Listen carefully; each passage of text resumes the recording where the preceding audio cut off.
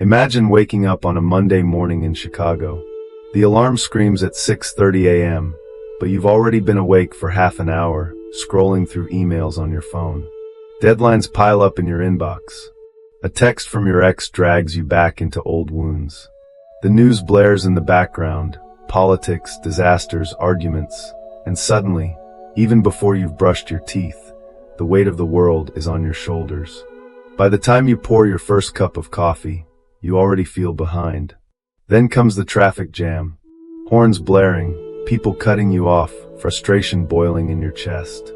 You tell yourself you'll calm down once you get to work, but when you finally arrive, a coworker makes a snide remark, and your peace shatters instantly. Sound familiar? For most of us, life feels like this, a storm we're dragged through, pulled in every direction by things we can't control.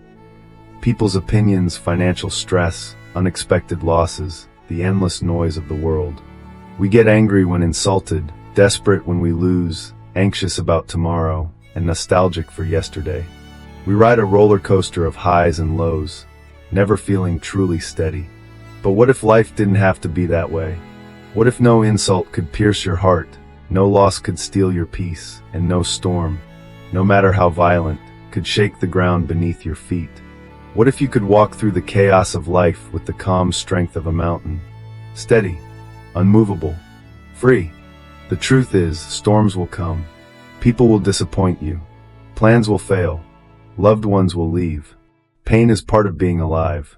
But over 2,500 years ago, ancient wisdom from the East revealed timeless principles for building a mind and heart that nothing can break. These teachings weren't meant just for monks sitting on mountaintops. They were meant for ordinary people living messy, complicated, stressful lives.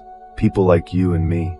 Before we go any further, comment where in the world you are watching from, and make sure to subscribe because tomorrow's story is one you don't want to miss. You see, the goal isn't to make bad things disappear.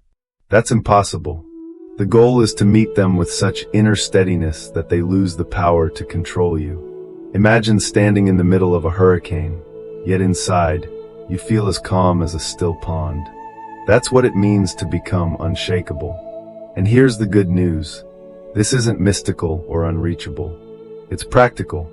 There are clear steps, proven over centuries, that anyone, whether you're a single mom balancing bills, a soldier returning home, or a burned-out office worker, can practice every single day. In this journey, we'll explore 6 timeless lessons. Each one is like a tool in your mental survival kit. Together, they form a path to inner strength so solid that no outside force, praise or criticism, gain or loss, joy or pain, can control your peace of mind. These lessons will teach you how to anchor yourself in the present moment so your mind doesn't get trapped in the past or hijacked by the future. Master the art of letting go so you stop clinging to what you can't control. Choose response over reaction, giving you true power over your emotions. Build inner strength through mindful discipline so you grow roots deep enough to survive life's storms. Practice compassion without attachment, allowing you to love fully without losing yourself. See reality clearly, so illusions no longer have the power to shake you. Each step will come with stories, practices, and real-life examples that show how these truths can transform your daily life. So take a deep breath. For the next few minutes, let the world outside wait. This is your time to learn, to grow, to build the kind of strength no one can take away from you. Let's begin the journey to becoming truly unshakable. Anchor in the present moment. Picture this. You're standing at the sink washing dishes after dinner. The warm water runs over your hands, soap bubbles rise and pop, the plate slips slightly in your grip. But your mind isn't here. It's replaying the argument you had at work earlier or worrying about the bills due next week. Before you know it, you've scrubbed every plate in the sink, but you didn't really experience a single moment of it. That's the reality for most of us. We live everywhere except here. Our minds travel endlessly backward into the past, regrets, guilt, nostalgia, or forward into the future, fear, anxiety, what-ifs. But the past is gone. The future hasn't arrived. The only time life is truly happening is now, in this very moment. The bridge metaphor. Imagine you're standing on a bridge over a river. Behind you is the water that has already flowed past. That's the past. In front of you is the rushing water still on its way. That's the future. You cannot step into either. The only place your feet can actually rest is right here on the bridge. Yet most of us spend our lives staring upstream or downstream, missing the water flowing directly beneath us. Why the present moment matters. When your mind is anchored in the present, storms lose their power. Think about it. An insult becomes just a sound in the air, not a chain dragging you into a painful story. Worry about the future is just a thought, not reality. Regret is only a memory, not a prison. The present moment is where peace lives. It's the calm eye of the storm. And when you learn to return here again and again, nothing outside of you can shake you as easily. Practical ways to anchor yourself. Sensory grounding, the emergency reset button. Next time your mind is racing, use your 5 senses to pull yourself back. Name 5 things you see, 4 things you can touch, 3 things you hear, 2 things you can smell, 1 thing you can taste. This quick practice yanks your awareness out of the chaos in your head and drops it right here, where you are. Breath focus, 2 minutes of calm. Close your eyes and notice your breathing. The cool air coming in, the warm air going out. The rise and fall of your chest. When your mind wanders, and it will, just guide it back gently. No judgment, no frustration. Even 2 minutes can shift your entire mood. Mindful pauses before every task. Before you answer a call, open an email, or walk into a meeting, take 1 slow, intentional breath. Just 1. That pause becomes a shield, protecting your attention and grounding you before life pulls you in 10 directions at once. A modern-day story. There's a chef in New Orleans named Anthony. Known for his incredible gumbo, he was once asked, "What's your secret? Why does your food taste so alive?" He smiled and said, "When I chop onions, I only chop onions. When I stir the pot, I only stir the pot. My hands, my eyes, and my mind are all here in this one action." The reporter laughed, thinking it was a joke. But Anthony was serious. Most people chop onions while thinking about tomorrow's bills or last night's fight. Their hands are here, but their mind is somewhere else. The secret is simple: be fully where you are. That's mindfulness. And that's the heart of anchoring in the present moment. The emotional payoff. When you practice this, daily stresses begin to shift. Your child's tantrum becomes just sound and movement, not a personal attack. A traffic jam is no longer an enemy. It's a moment to breathe. Even sadness becomes bearable, just a feeling passing through, not your permanent state. Anchoring yourself in the present doesn't erase problems, but it changes your relationship with them. Problems become events happening in a moment, not overwhelming stories that define your life. Wisdom in everyday life. There's an old saying, do not dwell in the past. Do not dream of the future. Concentrate the mind on the present moment. Whether you call it mindfulness, awareness, or simply paying attention, the lesson is the same. The more you live here, the more storms pass like clouds, visible, yes, but powerless to uproot you. So next time you're stressed, try this. Stop, breathe, notice the details around you. This very moment is enough. And when you truly live here, nothing outside of you can control your peace. Master the art of letting go. Think about the last time you held on to something far longer than you should have. Maybe it was a toxic relationship, a job that drained the life out of you, or even just an angry comment from a stranger online.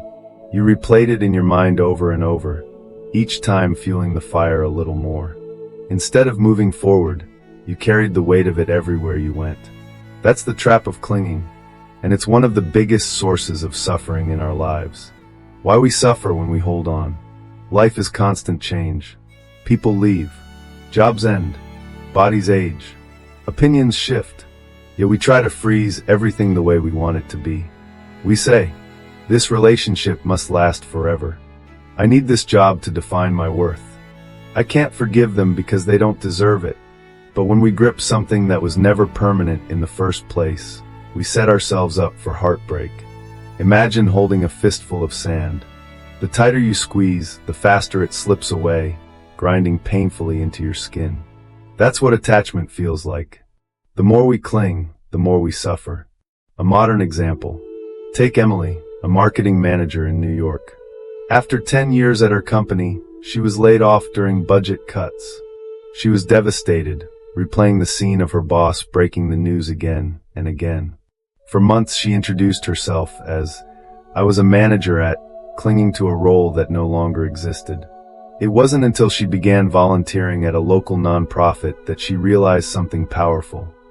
Losing that job had created space for her true calling, helping young people find careers. What once felt like the end became the beginning of something better. She only saw it when she loosened her grip on the past. The two friends driving story. Let's reimagine an old teaching for today. Two friends are driving late at night when they see a car broken down on the side of the road. A woman is stranded, scared, and cold. One friend quickly pulls over, helps her fix the flat tire, and gets her safely back on the road. They continue driving in silence. But the second friend can't stop talking. "You shouldn't have touched her car. What if she sued you? What if something went wrong? I can't believe you ignored the risks." Hours later, he's still complaining. Finally, the first friend says, "Why are you still carrying her? I let her go the moment we drove away." That's the difference between acting with awareness in the moment and clinging long after it's over. Practical ways to practice letting go. Visual release.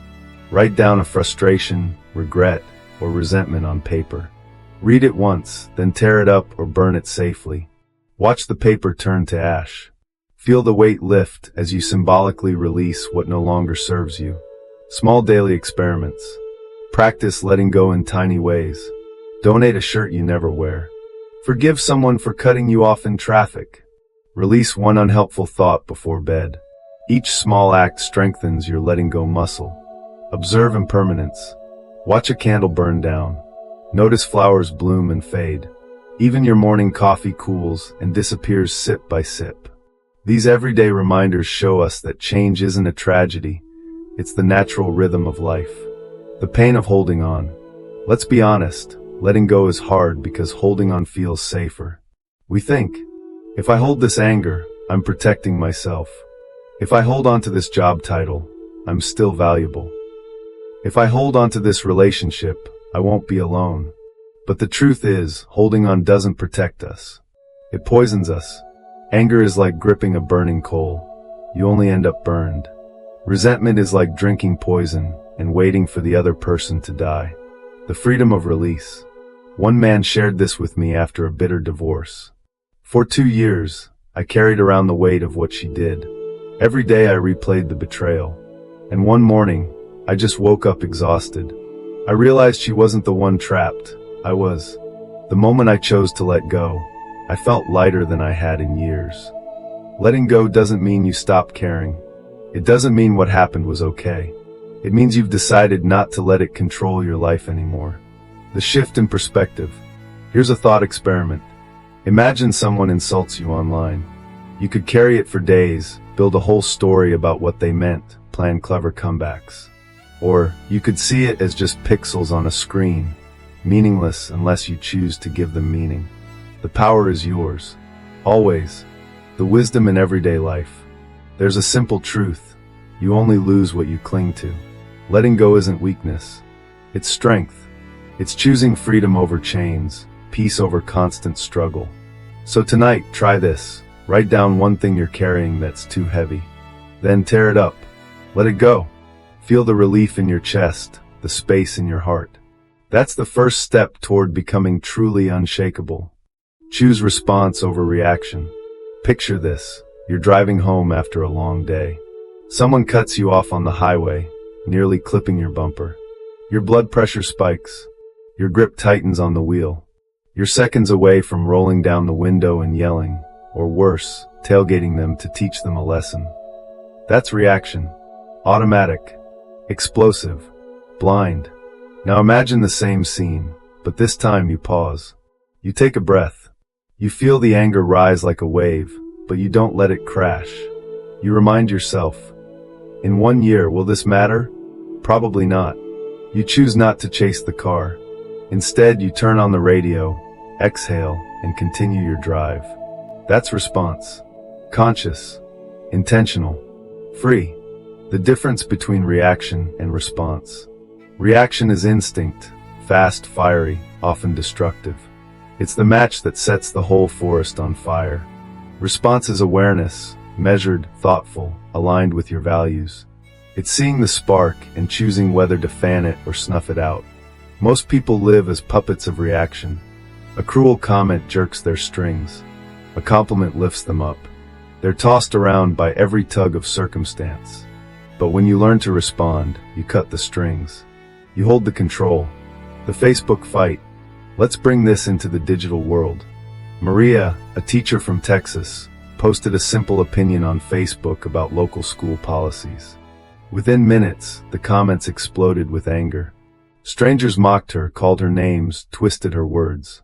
Her first impulse was to fire back, paragraphs of defense, maybe even a few insults of her own. That was the reaction boiling inside. But instead, she took the sacred pause. She breathed. She asked herself, will this matter in 1 year? The answer was no. She responded with a single line. Thank you for sharing your perspective. Then she logged off. The storm raged online, but Maria stayed calm, her peace untouched. Practical tools for choosing response. The sacred pause. When you feel triggered, stop. Take 3 deep breaths before doing anything. This tiny pause rewires your brain, shifting control from your emotional center to your rational mind. Name the emotion. Instead of drowning in anger or fear, say silently, this is anger, or this is fear. Naming it creates space. You are no longer the emotion, you are the observer of it. The 1-year question. Before you act, ask, will this still matter in 1 year? If not, it doesn't deserve your energy now. The gift you don't accept. A man once came to a wise teacher, furious. I've been insulted terribly, he said. What should I do? The teacher asked, if someone offers you a gift and you refuse it, who does the gift belong to? The man thought for a moment. To the one who offered it. Exactly, said the teacher. Insults are gifts. If you don't accept them, they remain with the giver. Translated into modern life. When your coworker criticizes you unfairly, or a stranger spits venom online, you don't have to pick it up. You can leave it right where it is. Why this matters? Reaction feels powerful in the moment, but it actually makes you weak. It gives control of your mood to someone else. Response, on the other hand, is true power. It keeps your peace in your own hands. Think of it this way. Reaction is a puppet dancing to the strings of circumstance. Response is the puppeteer, holding the strings with steady hands. A modern story of response. James, a veteran, worked security at a busy airport. One day a passenger lashed out, shouting insults, even threatening him. The old James, the one fresh out of combat, would have reacted with fury. But this time he paused. He recognized the man's anger wasn't about him.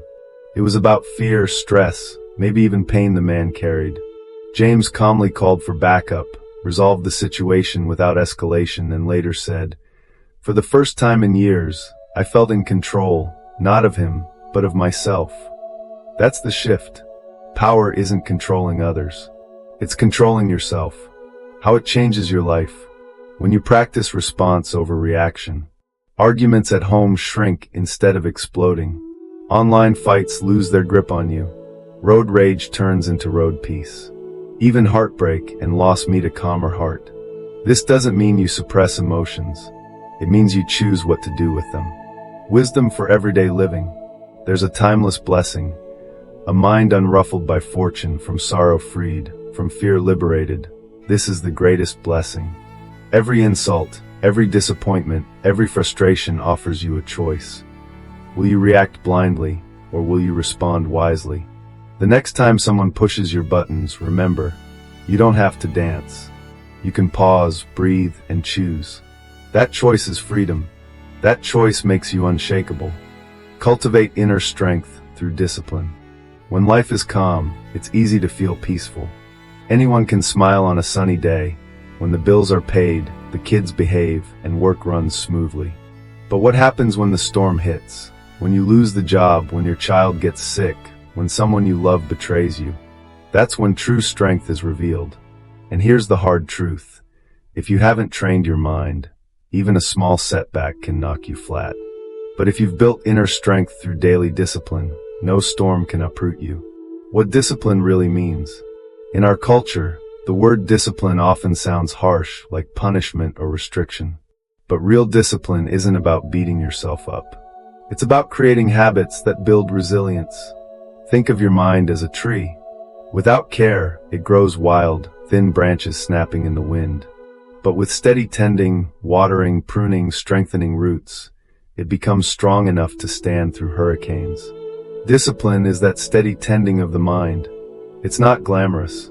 It's not loud. It's the quiet choice you make every day to train your inner strength.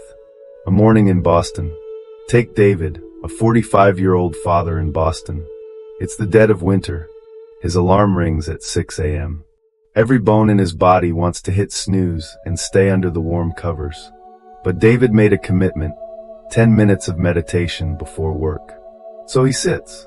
His breath is shaky at first, his mind races, but he stays. 10 minutes later, he feels clearer, calmer. That tiny act of discipline is like lifting a mental weight. And just like lifting weights in a gym, over time, his mind grows stronger. Practical ways to build inner strength. Daily micro-practices. Don't try to climb the mountain in one day. Start with 5 minutes of meditation, a short mindful walk, or writing one sentence in a journal. Consistency matters more than intensity. Emotional check-ins. Pause during the day and ask, am I reacting out of habit or acting with awareness? This simple question builds self-awareness like a muscle. Ethical alignment. Notice where your actions cause harm, to yourself or others. Then choose differently. Even small corrections, avoiding gossip, speaking truth kindly, refusing to feed anger, make your roots deeper and steadier. The chef's cup of water. There's a story about a Zen master, but let's bring it into an American kitchen. A young culinary student once asked a seasoned chef, how do I stay calm when the kitchen is chaos, orders flying, pots boiling, knives chopping? The chef handed him a cup filled to the brim with water. Carry this across the kitchen without spilling a drop. The student's hands trembled at first, but with focus and patience he steadied. Hours later, he returned, water still full. The chef said, your mind is like this cup. When it is balanced and full, there's no room for fear to enter. True strength isn't about fighting chaos. It's about mastering your own vessel. The real payoff of discipline. When you cultivate inner strength, you stop being tossed around by life's randomness. A rude customer doesn't ruin your whole day. A financial setback becomes a challenge, not a collapse. A fight with your partner turns into an opportunity to practice patience, not an explosion. Strength isn't built in the moment of crisis.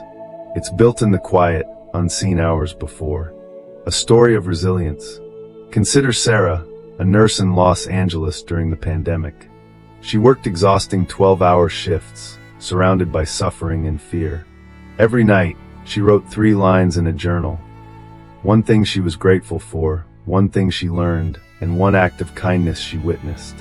It seems small, but over months, that discipline kept her spirit from collapsing under the weight of despair. While others burned out, she stood strong, not because she was superhuman, but because she had trained her inner strength day by day. How to start today? You don't need hours of free time. You don't need perfect silence. You only need willingness. Start with one commitment you can keep daily. Maybe it's 5 minutes of meditation, 1 walk without your phone, writing 1 sentence of reflection at night. Over time, these small acts accumulate. They are the roots of your inner tree, anchoring you when the storm arrives. Wisdom in everyday life. There's an old saying, one is not called noble who harms living beings. One is called noble who does no harm. In other words, nobility isn't about titles or recognition. It's about living with steady integrity, moment by moment. Every act of discipline, no matter how small, makes you stronger, calmer, more unshakable.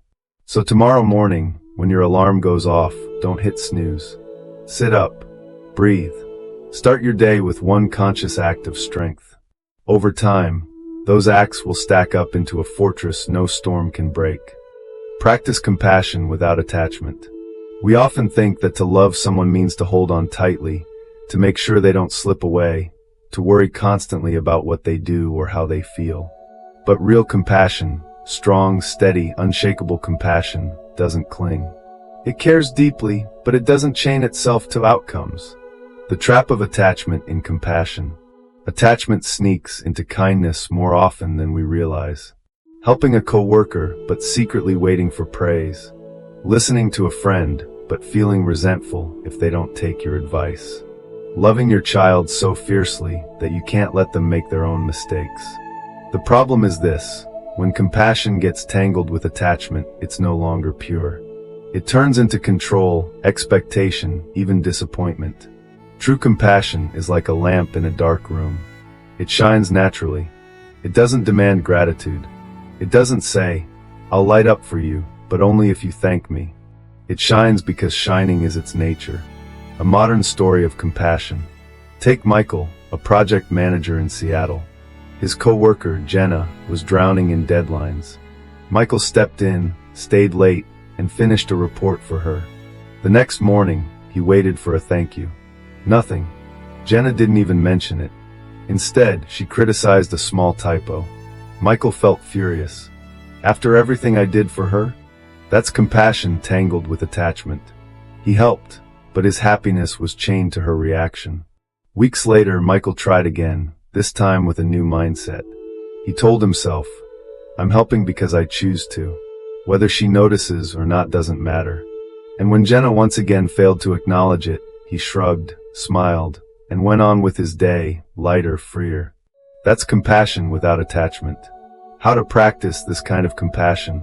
Set an intention before interactions. Before you talk to someone, quietly tell yourself, "May I bring ease and understanding to this person." That simple thought changes how you show up. Detach from results. Notice when you're secretly hoping for a thank you, recognition, or a specific outcome. Release it. Let your action be its own reward. Expand your circle of care. Send kindness not only to friends, but also to strangers, to people who frustrate you, and most importantly, to yourself. Compassion is a muscle. The more you exercise it, the stronger it becomes. The stray dog story. One evening in Denver, a man found a stray dog shivering in the cold. He fed it, gave it water, and gently left it in the care of a shelter. A friend asked, "Do you hope it comes back to you?" The man smiled. "I only hope it finds a safe home. My happiness isn't tied to what happens next." That's the essence of compassion without attachment. Care deeply, but don't cling. Why this makes you unshakable. Attachment makes us fragile. When we cling to people or outcomes, our happiness rises and falls with things we can't control. But compassion without attachment is steady. It allows us to love fully without fear of loss, help others without draining ourselves, stay kind even when kindness isn't returned. This doesn't mean being cold or indifferent. Quite the opposite. It means loving so freely that your peace doesn't depend on anyone else's behavior. Everyday applications. Parenting. Guide your teenager with love, but let them make mistakes. That's how they learn. Relationships. Support your partner, but don't tie your happiness to their mood. Friendships. Be there for a friend in crisis, even if they never say thank you.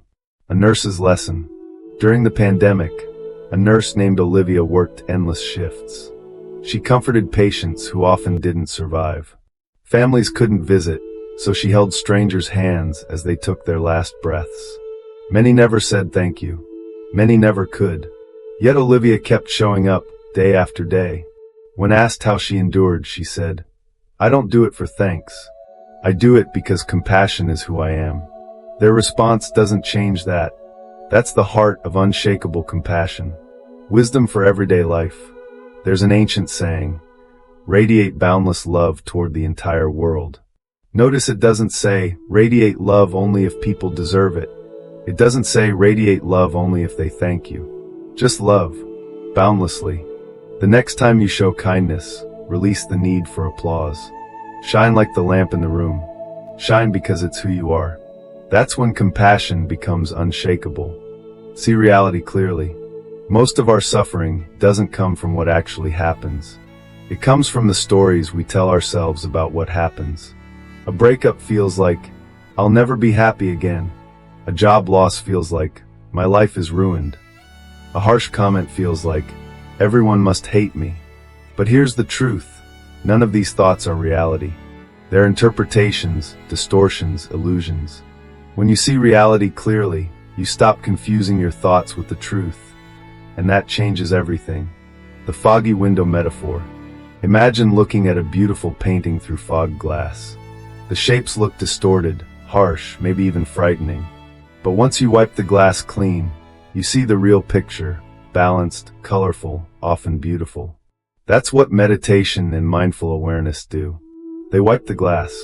They help you see things as they are, not as your fears, biases, or expectations paint them. A modern story, divorce in Denver. After 20 years of marriage, Lisa's husband told her he wanted a divorce. At first, she collapsed under the weight of it. She thought, this is permanent. I'll never recover. My life is over. But over time, through therapy and mindfulness practice, Lisa began to see clearly. The reality wasn't life is over. The reality was her marriage ended. Painful, yes. Permanent, no. Slowly, she found joy again, new friends, new hobbies, even laughter. When she stopped clinging to the distorted story and saw reality as it was, her suffering began to fade. Practical ways to see reality clearly. Daily reflection. Each night, take 5 minutes. Ask yourself, what went well today? What caused me suffering? Where did my perception, not reality, create pain? Meditative observation. Sit quietly. Watch thoughts come and go. Notice how they arise, linger, and pass. This teaches you they're not permanent truths. They're ripples on the surface. Contemplate impermanence. Look around. Flowers bloom and wither. Seasons change. Children grow. Nothing stays the same. This isn't sad. It's freeing. If joy is temporary, so is pain. The pond and the ripples. One evening, a teacher dropped a small stone into a pond. Ripples spread across the surface. Do you see the ripples? He asked his student. Yes, the student replied. They are your thoughts, your worries, your fears. Do you see how they fade? Yes. But another ripple always comes, the student said. The teacher smiled. True. But remember, you are not the ripples. You are the pond itself, vast, deep, and still beneath the surface. That's the power of seeing clearly. You stop identifying with every ripple. You remember, thoughts are temporary.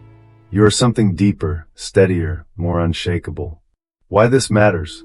When you see reality clearly, you stop exaggerating your suffering. A rejection becomes one person said no, not I'm worthless. A failure becomes this attempt didn't work, not I'll never succeed. An insult becomes words someone said, not the truth about me. This shift doesn't erase pain, but it keeps pain from growing into despair. A soldier's story. Marcus, an Iraq veteran, returned home with trauma. Every loud sound felt like danger. Every shadow felt like threat. For years, his reality was distorted. Through mindfulness training, Marcus learned to observe his thoughts and fears. Slowly, he separated past memories from present reality. A firework was just a firework, not a bomb. A shadow was just a shadow, not an enemy. By seeing reality clearly, Marcus reclaimed his life. Wisdom in everyday life. There's a timeless saying, all conditioned things are impermanent. When one sees this with wisdom, one turns away from suffering. Clarity doesn't mean denying pain. It means seeing it for what it is. Temporary, changing, not the whole story. The next time you feel overwhelmed, ask yourself, what part of this is reality? What part is my story about reality? That simple question can wipe the fog from the glass and reveal the truth. The unshakable view. When you learn to see clearly, storms still come, but you don't mistake them for forever. You know they will pass. You stop clinging to illusions. You live with eyes open, heart steady, mind free. And in that clarity, you become unshakable. So here we are. We've walked through 6 powerful lessons: anchoring in the present, letting go, choosing response over reaction, building strength through discipline, practicing compassion without attachment, and seeing reality clearly. Each one is like a stepping stone. Alone, they're helpful. Together, they create a path to something rare in today's world, an unshakable life. But let's pause and ask, what does that actually look like? The storms don't stop. First, it's important to understand, becoming unshakable doesn't mean bad things won't happen. Storms will still come. You'll still face losses, insults, disappointments, and challenges. The bills won't magically pay themselves. People won't always treat you kindly. Plans will still fall apart. The difference is this: instead of being swept away by every wave, you become the anchor. Instead of letting storms define you, you meet them with steady strength. Imagine standing on the beach as a hurricane rages. The wind howls, waves crash, sand whips your skin. But inside, your heart is steady, like a mountain unmoved by the storm. That's the unshakable life. How the lessons intertwine. Each of the 6 lessons is powerful on its own. But together, they reinforce each other like the beams of a strong house. Anchoring in the present keeps you from being dragged into regret or anxiety. Letting go frees you from chains of the past and unrealistic expectations of the future. Choosing response over reaction gives you control over your emotions. Discipline makes your strength reliable, not just situational. Compassion without attachment allows you to love fully without losing yourself. Seeing reality clearly prevents illusions from distorting your peace. With all 6, you have a system, a way of living, a blueprint for resilience, a modern-day transformation. Think back to Emily, the marketing manager who lost her job. Before, she was devastated, clinging to her role and identity. But by practicing letting go, she found a new calling. Or remember Maria, the teacher attacked on Facebook. By choosing response over reaction, she kept her peace instead of being dragged into an online war. And Sarah, the nurse in Los Angeles, her quiet discipline of journaling 3 lines a night carried her through the darkest days of the pandemic. None of them escaped hardship, but they met hardship differently. They met it with strength. And that's what made them unshakable. What this means for you. The question now is simple. Which lesson will you start with? Don't feel pressured to master all 6 at once. Start small. Anchor yourself in the present for just 5 minutes a day. Write down one thing you're ready to let go of tonight. Pause before you send that angry text. Wake up tomorrow and spend 2 minutes in quiet reflection. Smile at someone without expecting anything in return. Notice when a painful thought arises and remind yourself it's just a ripple, not the pond. These small practices are seeds. Plant them daily, and over time, they grow into a garden of resilience. The bigger picture. We live in a world of noise, social media outrage, endless news cycles, constant comparison, rising stress. Everyone's pulling at your attention. Everyone's trying to shake your peace. But you don't have to live as a puppet pulled by the strings of circumstance. You don't have to be tossed around by every wave. You can choose a different way. You can live as the mountain in the storm, the lamp in the dark room, the pond beneath the ripples. The final truth. There's an old saying, peace comes from within. Do not seek it without. That's the heart of this journey. Peace, strength, clarity, they're not gifts the world gives you. They're not waiting in a paycheck, a partner, or a perfect future. They're inside you, right now, waiting to be cultivated. When you practice these 6 lessons, you uncover what was always there. A mind that can't be shaken by gain or loss, praise or criticism, joy or pain. Your next step. So take a breath. Look around. This very moment, right here, right now, is enough. Start small. Start today. One breath, one choice, one act of awareness. Over time, storms will still rage. But you'll find yourself standing tall, rooted, and free. That's what it means to live the unshakable life. Life doesn't promise calm seas. It promises storms. But the storms themselves are not the enemy. It's how we meet them that matters. The 6 lessons we explored are not just spiritual ideas. They're tools. Anchoring in the present pulls us out of anxiety loops. Letting go frees us from carrying unnecessary weight. Choosing response over reaction gives us emotional power. Discipline turns fragile habits into lasting resilience. Compassion without attachment allows us to love without fear. And seeing reality clearly protects us from illusions that make pain worse. Together, they form a blueprint for emotional stability that's desperately needed in today's world. In a culture obsessed with speed, noise, and control, these lessons remind us that real strength is quiet, patient, and inward. But here's the deeper truth. Being unshakable isn't just about surviving storms. It's about living with clarity, integrity, and freedom. It's about refusing to let outside chaos dictate your inner world. Some may argue it's unrealistic to stay calm in every challenge. And yes, you will feel anger, sadness, and fear. But being unshakable doesn't mean you don't feel. It means you don't break. And when you embody that steadiness, you don't just change your own life.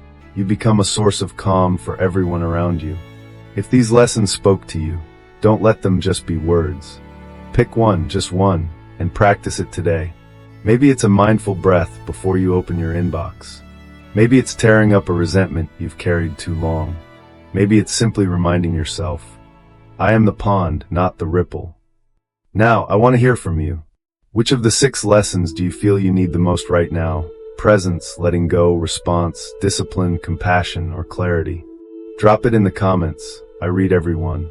If you found value here, please like this video, share it with a friend who needs peace, and subscribe so you don't miss tomorrow's story, because it's one that might just change how you see the world forever. Your inner peace is your greatest power. Don't let the world steal it.